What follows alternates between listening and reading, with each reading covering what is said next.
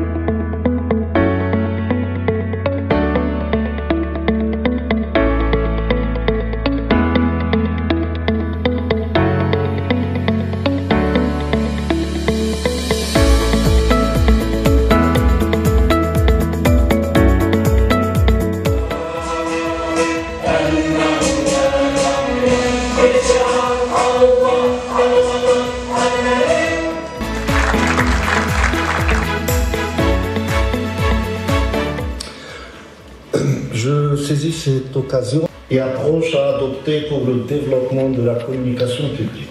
Et son efficacité sont tributaires de sa capacité à répondre aux questions et aux aspirations et aux attentes des citoyens. Relève du contexte national. Son organisation intervient, comme vous savez, dans une conjoncture tout à fait particulière, à savoir l'entrée en vigueur ou l'exécution des hautes instructions de Sa Majesté le roi Mohammed VI, que Dieu l'assiste, du programme intégré d'appui et de financement des entreprises. ونتمنى مخلصين بهذه الدينامية التي دشنتها هذه المؤسسة أن تستمر ونشكرها على أن تنظمه هنا في ورزازات. انعكاس لسلوك المقاولين ذاتهم، وما الجماعة التراضية سوى مقاولة يراد منها أن تكون فاعلة ومنافسة قادرة على أن تسوق ذاتها بغية الترويج.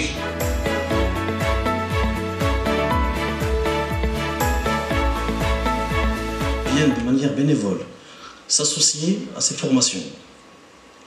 Et je vous en remercie d'avoir cru en cette initiative. Et voilà cette initiative que je remercie également. Merci pour votre attention. Je nous souhaite un bon succès lors de cette 3e édition. Merci.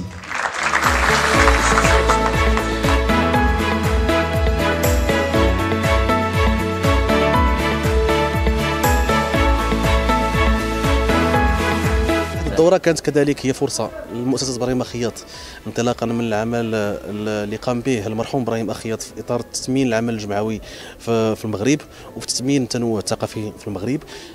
كانت هذه فرصة باش اننا نعطيو جائزة إبراهيم أخياط في نصاصها 2019 مجموعة ثلاثة ديال الشخصيات وطنية كتعبر على التنوع الثقافي كما فيما هو مشار إليه في الفصل الخامس من الدستور المغربي.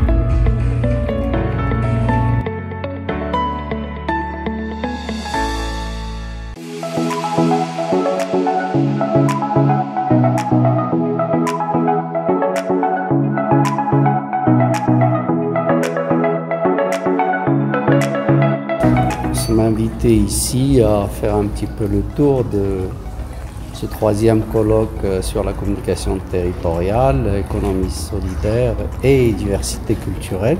Qu'est-ce que j'ai à dire vraiment sur cette chaîne de colloques? C'est que nous avons eu l'idée de sortir de l'université, puisque l'université doit s'ouvrir sur son environnement. Et on s'est dit que le premier colloque devait se passer à Rabat, c'est ce qui s'était passé en 2017. Après, nous avons pensé à délocaliser un petit peu ces colloques parce qu'ils sont en relation avec le territoire, ils sont en relation avec les régions.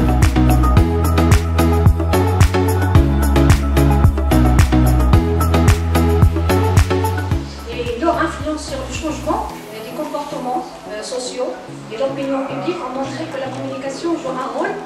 هاد المنتدى جا باش عطانا دي فلاش على النوع ديال لي فورماسيون اللي ممكن اننا نطلبوهم مستقبلا اللي حنا بصح في حاجه ليهم، خصوصا الورشه الاخيره ديال هذا النهار هذا اللي كانت كتهضر على الجانب النفسي لانه مهم بزاف. حنا خدمنا على دي زوتي اللي هما كانوا مهمين بزاف اللي كيخدموا الجانب النفسي ديال المكونين ديال هذيك التعاونيه ولا الجمعيه ولا المجموعه ديال النساء.